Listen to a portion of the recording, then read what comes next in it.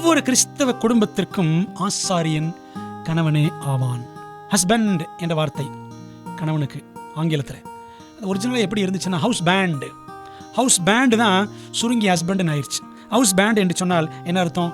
குடும்பத்தை கட்டி காக்கிறவன், குடும்பத்தின் பாதுகாப்பு வளையம், குடும்பத்தின் பாதுகாவலன். பாருங்களேன், நோவா தன் குடும்பத்தையே பாதுகாத்தார். அப்படித்தானே?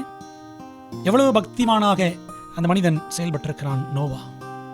இந்த கிறிஸ்தவ குடும்பங்களில் ஒவ்வொரு கணவனும் அந்த குடும்பத்திற்கான ஆசாரியன் அல்லது அந்த குடும்பத்தின் போதகர் என்று சொல்ல வேண்டும்.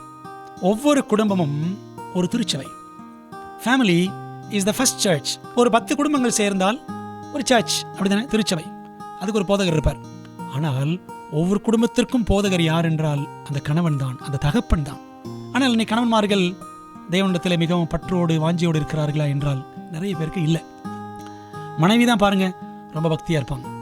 கணவன் தான் தன் குடும்பத்தை, தன்னுடைய மந்தையை கர்த்தருக்குள்ளாக வழிநடத்த வேண்டிய ஆசாரியன் என்பதை நோவா குடும்பம் நமக்கு அழகாக சுட்டி காட்டுகிறது.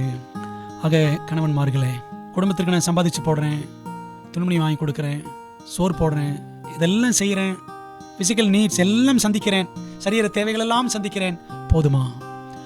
ஆவிக்குரிய தேவைகளையும் கணவன் தான் சந்திக்க வேண்டும்.